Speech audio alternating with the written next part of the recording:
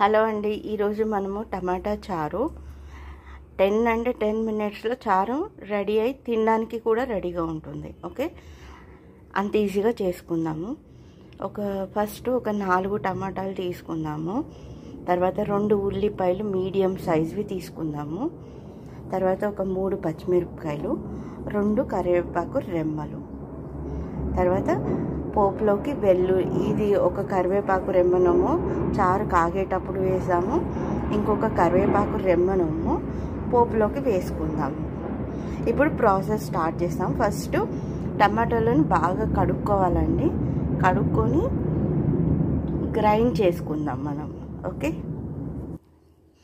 టమాటాలను నీట్గా కడుక్కొని పెట్టుకున్నానండి.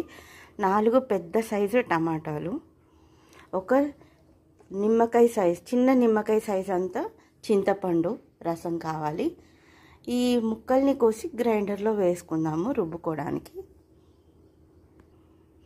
ఇదిగోండి, 4 అంటే 4 ముక్కలే చేస్తాము ఈ టమాటాలని, ఎందుకంటే ఎలాగో గ్రైండ్ చేస్తాం కాబట్టి.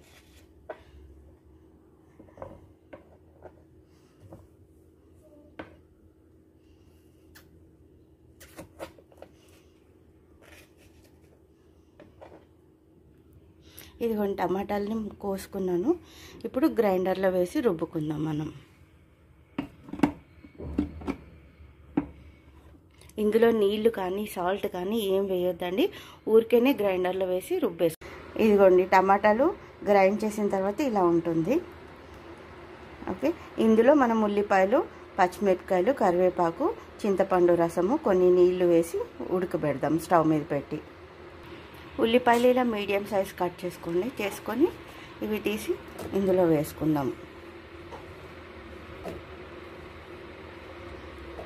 నెక్స్ట్ పచ్చిమిరపకాయలు వేసుకుందాము.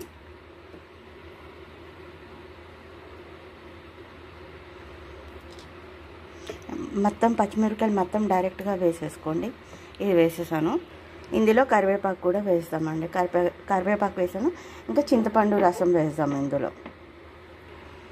ఇదిగోండి, చింతపండు రసము.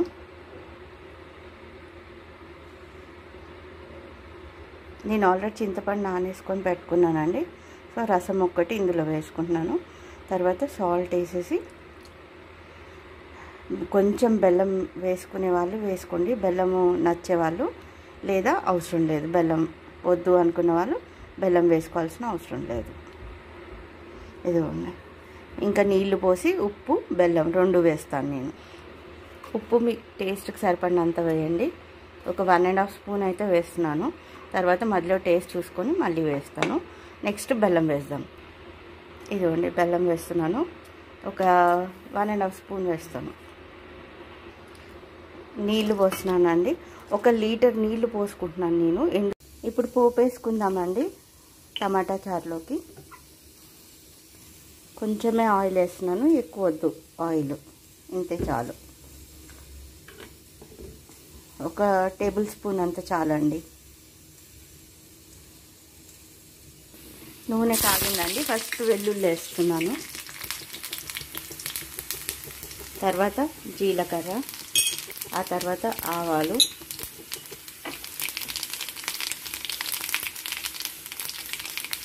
ఎండుమిర్చి వేసాను.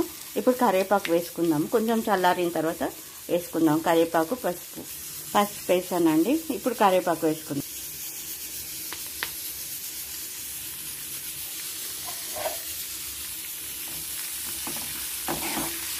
ఇప్పుడు చూసారా, చిల్లట్లేదు, లేకపోతే మీద చిల్లుతాయి. ఇంతే అండి. ఇది చారులోకి వేసేసుకుందాము పోపు. అంతే, అయిపోయిందండి టమాటా చారు.